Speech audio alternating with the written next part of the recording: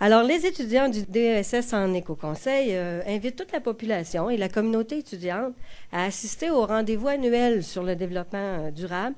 Et ça va avoir lieu du 16 au 19 janvier sur le campus principal de l'UQAC ici. Alors, pour notre cohorte, il s'agit d'un premier rendez-vous. Mais j'aime imaginer qu'il est devenu un incontournable, voire même une tradition pour la communauté universitaire et sans doute pour le milieu où celle-ci rayonne. En témoigne l'accueil et le support dont nous avons bénéficié jusqu'à maintenant par tous les départements de l'université afin de faciliter notre organisation.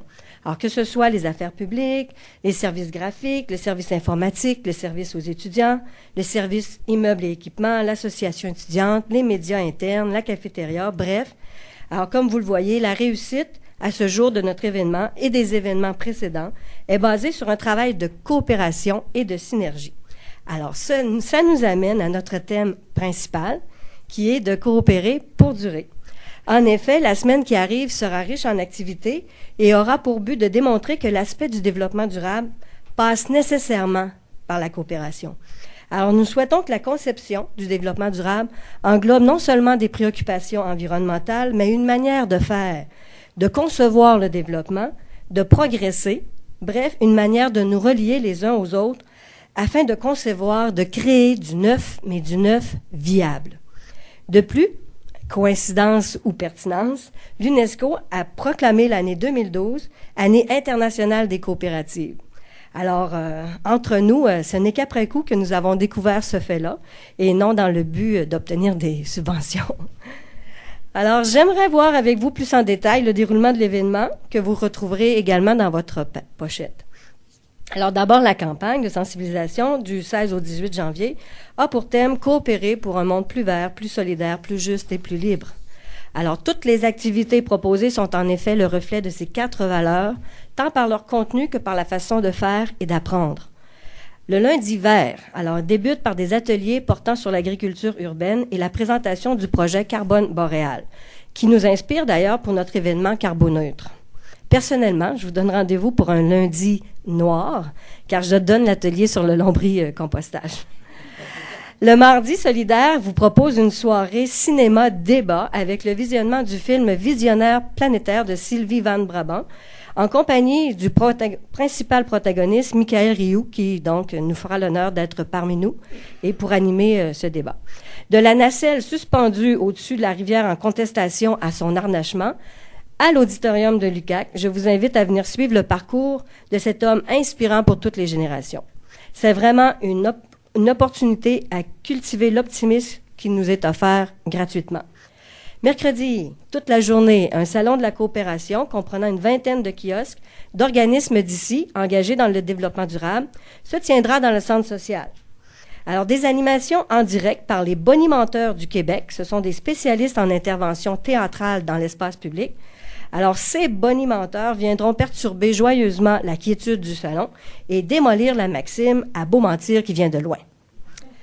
Pendant toute la semaine, le campus sera également l'hôte d'une exposition artistique intergénérationnelle, fruit de l'union créatrice d'élèves du primaire, de cégepiens et de personnes âgées. Leurs œuvres, inspirées du thème de la coopération, tapisseront le couloir central du pavillon principal. Une inspirante façon de témoigner du souci d'équité inter- et intragénérationnel du développement durable. Le colloque. Alors, la journée du 19 janvier, c'est le colloque qui a pour thème la coopération, un incontournable du développement durable. Alors, ce colloque vient clore l'événement Éco-Conseil. Et ce n'est pas un hasard si le président d'honneur de notre événement est M. Sibi Bonfils, qui est professeur ici, associé à l'UQAC.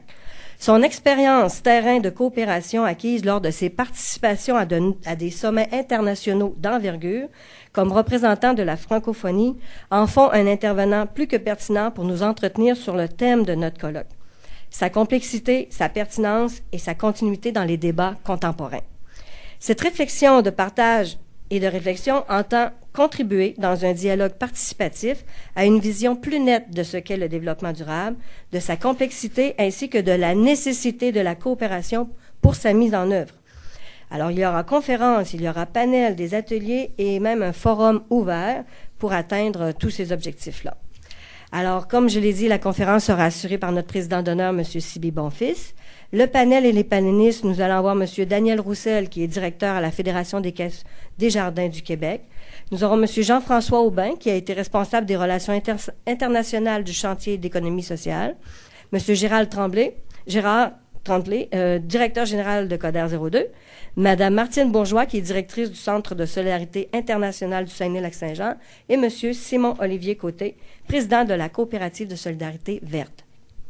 Alors, tout ce beau monde se retrouveront assis à la même table pour former un panel et partager avec nous justement du lien entre la coopération et le développement durable vécu dans chacune de leurs organisations.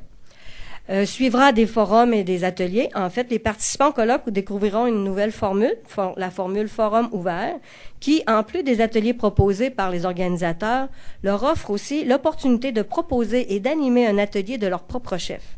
Alors, une manière de faire qui est en cohérence avec la participation et l'engagement, qui est justement un des articles de la loi sur le développement durable.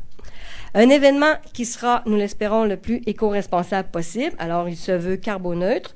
Alors, c'est peut-être un mot à suggérer à l'Académie française, c'est un nouveau mot.